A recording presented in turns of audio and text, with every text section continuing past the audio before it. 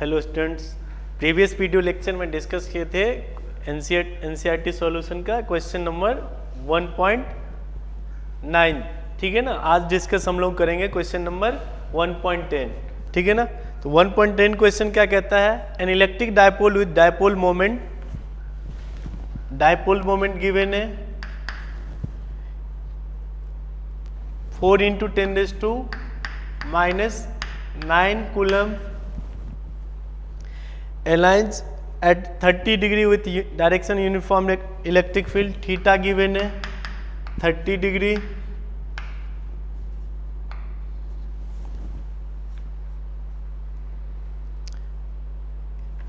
Electric field given है 5 × 10⁴ Newton पर coulomb. ठीक है ना। Calculate the magnitude of torque acting on the dipole. ठीक है ना। देखो क्वेश्चन में ऐसे गिवन है, जो यूनिफॉर्म इलेक्ट्रिक फील्ड ऐसे है, ये फील्ड बना रहा है, ऐसे यूनिफॉर्म इलेक्ट्रिक फील्ड है और डायपोल ऐसे प्लेस्ड है। ठीक है ना। -q + q एक डायपोल प्लेस्ड है और ये डायपोल मोमेंट ऐसे p गिवन है, ये डायरेक्शन है तो p गिवन है और ये थीटा बोल रहा है इलेक्ट्रिक फील्ड के साथ कितने डिग्री पे अलाइन है? 30 डिग्री पे है। तो ये थीटा भी गिवन है, ये 30 डिग्री। अब बोल रहे हैं कितना टॉर्क एक्ट होगा इसमें। ठीक है ना। तो टॉर्क का फॉर्मूला हम लोग क्या होता है? टॉर्क का फॉर्मूला टॉर्क टॉ = PE sin थीटा। ठीक है ना। तो P गिवन है, P कितना है? 4 × 10⁻⁹। E की गिवन है, E कितना है? 5 × 10⁴ तो 5 × 10⁴ sin 30 तो sin थीटा गिवन है तो 30 डिग्री। तो ये कितना हो जाएगा? 20। ये हो जाएगा 10⁻⁵ sin 30 कितना होता है? 1/2 तो 10। तो ये कितना हो जाएगा? 10⁻⁴। यूनिट क्या होता है? Newton metre. तो ये टॉर्क आ गया 10⁻⁴ न्यूटन मीटर। ठीक है ना। तो नेक्स्ट क्वेश्चन है इसी में, क्वेश्चन नंबर 1.11। ठीक है ना। ए पॉलिथीन पीस रब with A wool is found have a negative charge. ये चार्ज क्वेश्चन नंबर 1.11, पॉलिथीन को हम जब वूल के साथ रब करते हैं तो ये चार्ज जो डेवलप होता है वो 3 × 10⁻⁻ इतना कूलम। ठीक है ना। ये नेगेटिव चार्ज, मान लो ये बॉडी ए है और ये बॉडी बी है, दोनों को रब करते हैं तो इस बी पे जो चार्ज डेवलप हो रहा है Q = 10⁻⁷। और ये कौन सा चार्ज डेवलप होता है? ये नेगेटिव चार्ज। तो मैग्नीट्यूड बाय लिए तो मैग्नीट्यूड क्या होगा? पॉजिटिव। तो बोल रहा है क्या ये ट्रांसफर कितने नंबर ऑफ इलेक्ट्रॉन्स ट्रांसफर होंगे ए से बी। ठीक है ना। तो जो ट्रांसफर होंगे इलेक्ट्रॉन तो Q = हम लोग पढ़े हैं या क्वांटाइजेशन ऑफ चार्ज से Q = NE। N = क्या होता है? N = क्या हो जाएगा? Q/E। Q कितना है? 3 × 10⁻⁷ और E की वैल्यू कितना होता है? 1.6 × 10⁻⁹। ये कैलकुलेट करोगे अप्रोक्सीमेशन आएगा ये 2 × 10⁻12 इतने इलेक्ट्रॉन्स आएंगे। सेकेंड में पूछ रहा है इसी में सेकेंड, ये फर्स्ट पार्ट था जो इसमें फर्स्ट पार्ट क्या कह रहा था? जो हम पॉलीथीन को जब वूल के साथ रब करते हैं तो इतना नेगेटिव चार्ज डेवलप होता है। तो ये अब पूछ रहा है कितने ट्रांसफर कितने नंबर्स होंगे इलेक्ट्रॉन्स का। तो इलेक्ट्रॉन्स निकाल लिए। अब बोल रहा है क्या मास का ट्रांसफर होगा? तो मास का ट्रांसफर होगा, ऑब्वियस ही बात है। जब इलेक्ट्रॉन ट्रांसफर हो रहे हैं तो अपने साथ मास भी तो ले जाएंगे ना, तो मास भी ट्रांसफर होगा। तो सेकंड में क्या लिखना है? हाँ, यस लिखना है, मास का ट्रांसफर होगा। अच्छा होगा तो कितना होगा ये भी पूछ रहा है क्वेश्चन में। तो वह कितने डिपेंड कर रहा है जो कितने इलेक्ट्रॉन ट्रांसफर होंगे। एक इलेक्ट्रॉन ट्रांसफर होंगे तो कितने मास ट्रांसफर होंगे? 9.1 × 10⁻⁻31। 2 इलेक्ट्रॉन ट्रांसफर होंगे कितने होंगे? 2 × लेकिन कितने, इस क्वेश्चन में कितने इलेक्ट्रॉन ट्रांसफर होंगे, हो रहे हैं 2 × 10⁻12। तो ऐसे हम कह सकते हैं जो मास जो होगा n × मास ऑफ इलेक्ट्रॉन, क्योंकि जितने इलेक्ट्रॉन ट्रांसफर होंगे उतने अपने साथ मास भी ले जाएंगे ना। तो टोटल इलेक्ट्रॉन से 2 × 10⁻12, मास है 9.1 × 10⁻31। तो इतने मास ट्रांसफर होंगे, कैलकुलेट करना, इतना केजी मास आ जाएगा। तो डिस्कस करेंगे क्वेश्चन पॉइंट 1.12, ठीक है ना। तो क्वेश्चन क्या गिवन है, ये क्वेश्चन गिवन है, 2 स्फेयर गिवन है क्वेश्चन में, और दोनों स्फेयर का जो चार्ज है 6.5 × 10⁻7 कूलम, इसका भी 6.5, और दोनों का जो सेपरेशन डिस्टेंस है 50 सेंटीमीटर सेंटर से, और रेडियस बोला है इसका नेग्लिजिबल है, ठीक है ना। तो पूछ रहा है इसमें क्वेश्चन में, जो इन दोनों में सेम नेचर का चार्ज है दोनों स्फीयर का, तो फोर्स तो कौन सा होगा, रिपल्सिव फोर्स ना। वो रिपल्सिव फोर्स कितना होगा वो पूछ रहा है इस क्वेश्चन में। तो फोर्स का फॉर्मूला क्या होगा बताओ, सिंपल सा फॉर्मूला K/Q1/Q2/R²। ये मान लेते हैं ये चार्ज जो Q गिवन है और ये भी Q ही है, ठीक है ना। तो K की वैल्यू कितना होता है 9 × 10⁹, Q1 6.5 × 10⁻7, Q2 भी कितना है 6.5 10⁻7 कुल, डिस्टेंस भी गिवन है, तो ये 50 × 10⁻2। ये कैलकुलेट करोगे तो ये फोर्स आ जाएगा 1.5 × 10⁻2 न्यूटन, ठीक है ना। इसी में चेंज किया है, इसी क्वेश्चन में कुछ सेकंड, ये ए पार्ट था, सेकंड में बी वाले पार्ट में इसी में क्या किया है, जो ये चार्ज स्फीयर ए और ये जो बी है, फर्स्ट में तो कैलकुलेट कर लिए, फिर सेकंड में पूछ रहा है ये स्फीयर ए और बी चार्ज को क्या किया है, डबल कर दिया पहले से। तो पहले मान लो Q है, तो ये नया जो चार्ज Q' होगा ये 2Q, ये इधर Q1 ले लेते हैं, ये Q2', ये भी क्या होगा 2Q, ठीक है ना। ये चार्ज को क्या किया है, डबल कर दिया है, और डिस्टेंस जो लिया है यहां से, पहला जो ये डिस्टेंस था R, तो ये अब कितना हो जाएगा, ये R/2, तो ये R' का आ गया, R' का आ गया R/2।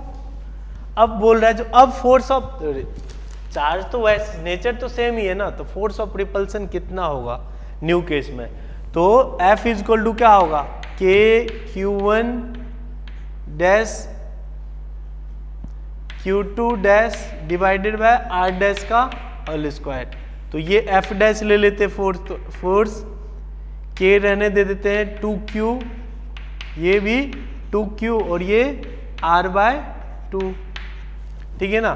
तो ये F' क्या आ जाएगा ये बताओ, 4 हो जाएगा ये, और ये नीचे 2 है, देखो ये 2 कितना हो जाएगा 4, और ये R/2, 2 का होल स्क्वायर 4, और 4 कहाँ जाएगा ऊपर ना, तो ये 4 ऊपर आ गया, तो ये क्या हो गया KQ²/R², ठीक है ना।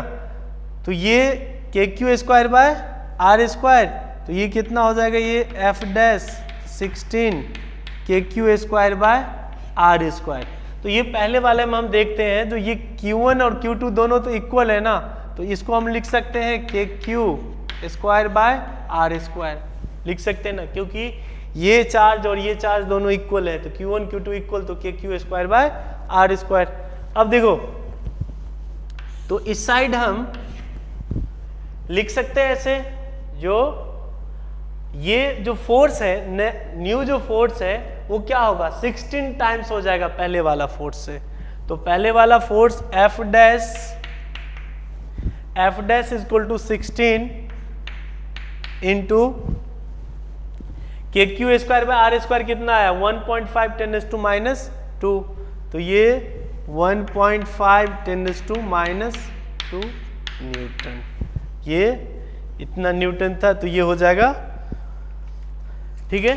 तो ये आ जाएगा, कैलकुलेट कर लेना, इतना न्यूटन। अब नेक्स्ट क्वेश्चन है एक क्वेश्चन, पहले वाला क्वेश्चन को ही, जो 1.13 क्वेश्चन है पहले वाला जैसा ही है, उसी क्वेश्चन को लिया है, लेकिन उसमें कुछ चेंजेस किए। पहले वाला जो था स्फीयर, ये बोल रहा है दो स्फीयर है, ए बी चार्ज क्यू है, बी पे भी चार्ज क्यू है, ठीक है ना। चार्ज पहले वाला जैसे ही है और डिस्टेंस क्या है आर, सेंटर से डिस्टेंस क्या है आर। अब बोल रहा है जो एक थर्ड स्फीयर को इंट्रोड्यूस किए सी, ये दोनों चार्ज है, चार्ज क्यू है, ये सी, चार्ज क्यू पहले वाला ही है, वो गिवन है, वो 6.5 इंटू 10⁻⁷ कूलम, इसका भी 6.5 10⁻⁷ कूलम, पहले वाले जैसे ही है, ठीक है ना। अब सी को क्या बोले है, ये पहले क्या किया है, अब ए और सी को क्या किया है, इसमें चार्ज क्या है 0। सी क्वेश्चन क्या बोल रहा है, दो स्फीयर ए और बी है, चार्ज है दोनों, एक अनचार्ज स्फीयर सी इंट्रोड्यूस किया है और सी को पहले ए के साथ रब किया है। तो रब जब सी के साथ कर रहे हैं तो ये कैसा होगा, ये ए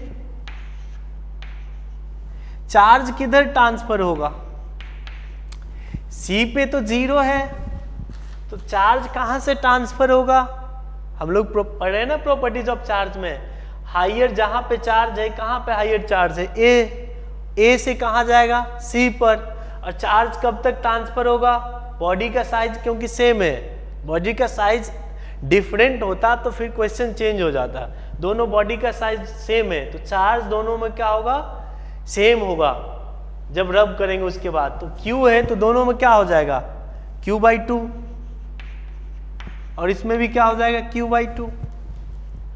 अब क्या किया क्वेश्चन, जो B है स्फीयर B, उसका चार्ज कितना था Q, अब C को लाए हैं यहाँ पे, C को एक बार किसके साथ चार्ज कर लिए, A के साथ रब कर लिए, तो चार्ज हो गया Q/2।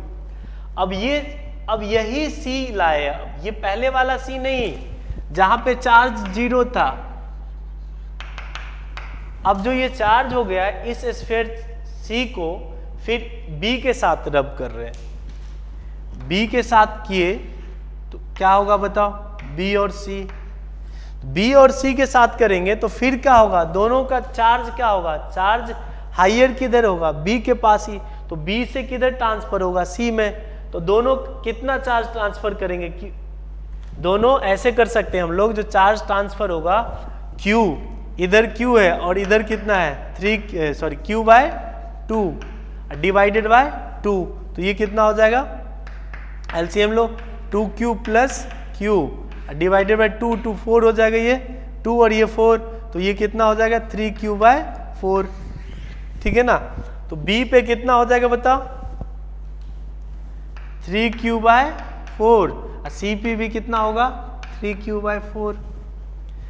अब पूछ रहा है जो, अब जब ये कर लिए ऐसे, अब बोल रहा है A और B के बीच में कितना फोर्स होगा कैलकुलेट करना है। पहले तो चार्ज Q ही था, अब B के पास कितना चार्ज आ गया 3Q/4, और A के पास कितना आ गया, A के पास कितना आ गया A Q/2, ठीक है ना।